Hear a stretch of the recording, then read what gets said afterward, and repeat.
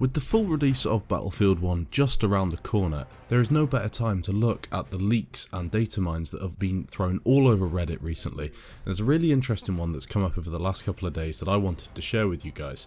It's a comprehensive gadget list of the stuff that we should expect to see in the full game, and this is an actual leak that obviously can't be confirmed, but it is about as near as we're going to get until the full game actually comes out. Now I'll go through each class on their own and add some pictures in the top right hand corner as I usually do with these sort of videos, so you can get an idea of what the thing looks like. You might have also used some of these in the alpha or the beta, so you'll have a good idea of what they are anyway. However, there are some really interesting ones, especially when we get down to the scout, which I'll be covering at the end of this video.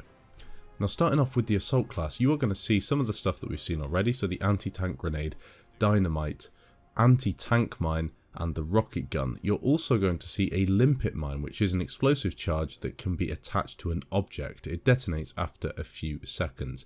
This is the equivalent of the slam in Battlefield 4, so something that can be attached and then will blow up once you've run away or once the object then moves, although I do think it will be more of a fuse or more of a timer on it. Moving on to the medic, we can see that there will be a grenade launcher with 3 different variations: the frag, the HE and the smoke grenade. These things again are something we saw in previous Battlefields.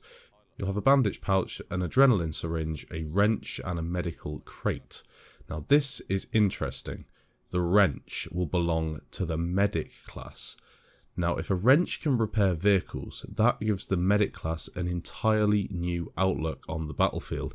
It means that a medic would be somebody who sticks alongside vehicles or maybe works alongside the rest of the assault players in their team and keeps them alive from afar, and that would make sense with the weapons that they've also been given. It's a shame that this wasn't made clearer in the beta, because a lot of people have been complaining, especially me in fact, have been complaining that the assault class and the medic class are separated when in fact the machine guns should belong to the medics.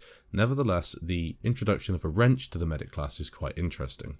Moving on to the support class, we're going to see tripwire mines, explosive, gas and incendiary, so 3 different types of tripwire mines. Mortars, we're going to see HE, airburst and smoke. Quite interesting to see that the mortar is going to have some variations with it as well. A smoke mortar could be very cool to use in a game of Rush.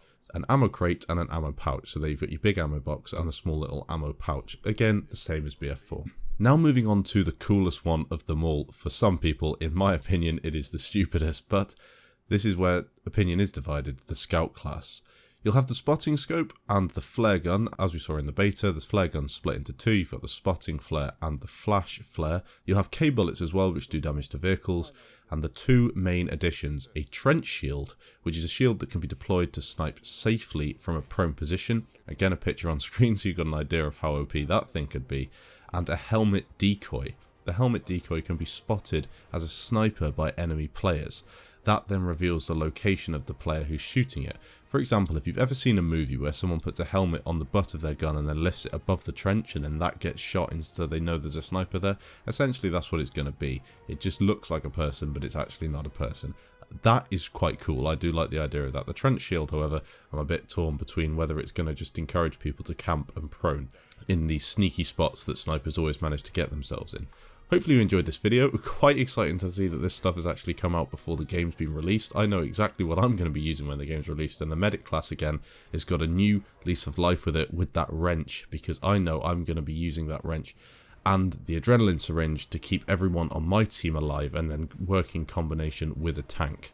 Hopefully you did enjoy this. If you did, please leave a like on it down below and check out my other videos from this data mine that can be found in the description down below. Thanks again for watching. I'll catch you in the next video.